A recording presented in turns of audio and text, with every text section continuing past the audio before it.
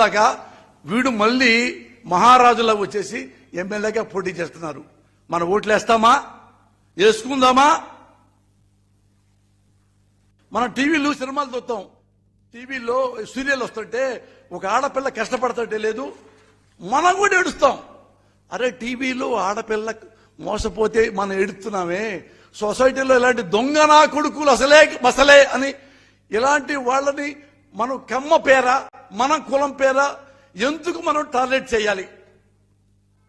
నేను చెప్తున్నా, ప్రమాణ సాక్షిగా, కమ్మ సాక్షిగా అంటే మన తిడతారులే, నా తల్లి సాక్షిగా, నా భార్య బిడ్డ సాక్షిగా అన్యాయంగా నేను ఎవరిని ఎప్పుడు అనలేదు అన్నను.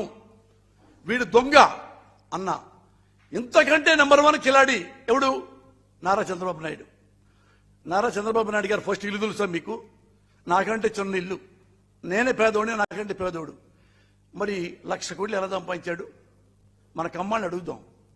1,00,000 కోట్లు సంపాదిస్తారు షార్ట్ టైంలో. అయినా రామోజీరావు గారు రాయడాని గురించి, ఎందుకంటే ఒక 1000 కోట్లు వెళ్ళిపోయినాయి రాముడిలో, గురుగారికి వెళ్ళిపోయినాయి. ఇలాంటి దొంగలు నమ్మొద్దు.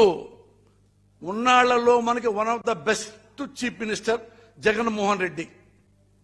ఈయన నా కులమేం కాదు, ఈయన నా బంధువు కాదు, నా క్లాస్మేట్ కాదు, నాకేమన్నా డబ్బులు ఇవ్వలా. కావాలంటే నార్కో టెస్ట్ చేయించుకోవచ్చు, డబ్బులు ఇచ్చి జగన్ గారు అనేస్తున్నాడని చెప్పి.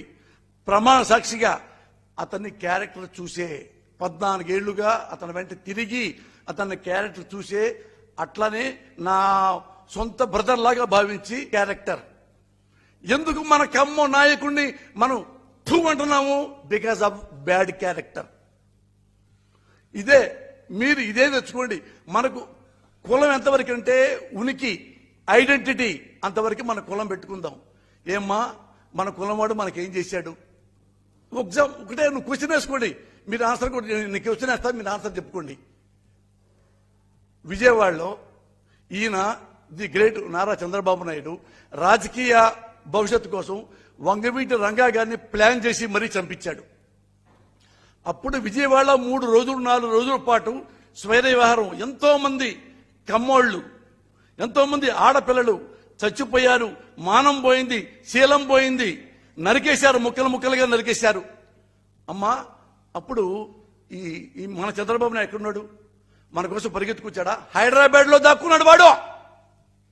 తలుపు తీయకుండా హైదరాబాద్ లో దాక్కున్నాడు నారా చంద్రబాబు నాయుడు అనేవాడు. ఇక్కడ కమ్మస్ ఏమైపోయారు? విజయవాడలో కమ్మస్ ఏడుస్తూ పారిపోయారు. డాక్టర్ శ్రీహరి గ్రేట్ డాక్టర్, ముక్కలు ముక్కలుగా నరికారు, ఊళ్ళలో పరిగెత్తారు. మమ్మల్ని కాపాడండి, మమ్మల్ని కాపాడండి, నా బిడ్డల్ని కాపాడండి. కమ్మవాడు ఎంతమంది ఏడ్చిదే కైండ్ లైక్ ఎనీథింగ్. సిగ్గు లేదా? ఇంకా మనకు సిగ్గు లేదా? వాడు ఒక్కసారి వచ్చాడా నారా చంద్రబాబు అనేవాడు? మన బిడ్డను చంపేశారా, మన కులవాడు చంపేశారా, రండి నా కొడకలారని వచ్చాడా? అస్సలు రాలా. ఎందుకు రాలేదు? ఎక్కువ మంది చచ్చిపోతే కమ్మోళ్ళు వాళ్ళు మనకి అనుకూలంగా ఉంటారు, ఒక గ్రూప్ మనకు వస్తుంది. ఎందుకు రాలా?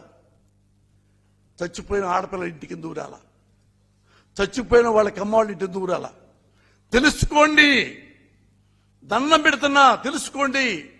నేను కమ్మవాడిని ఇష్టపడుతున్నా, నేను కమ్మవాడిలో పుట్టినందుకు గర్వంగా ఫీల్ అవుతున్నా. కానీ మీరు తప్పులు చేస్తున్నారు. బాగా చేస్తున్నాడా లేదా, మనకు రోడ్లు వేస్తాడా లేదా, ఆ పథకాలు ఇస్తున్నాడా లేదా, సిన్సియర్కి ఇస్తున్నాడా లేదా, మనకు సేవ చేస్తున్నాడా లేదా అనేవాడు ఎవడైనా దామోదరుడు సంజయ్ కావచ్చు, పివి నరసింహరావు కావచ్చు, దీనికి ఎన్టీఆర్ కావచ్చు, వైఎస్ఆర్ కావచ్చు, ఎవడైనా కావచ్చు.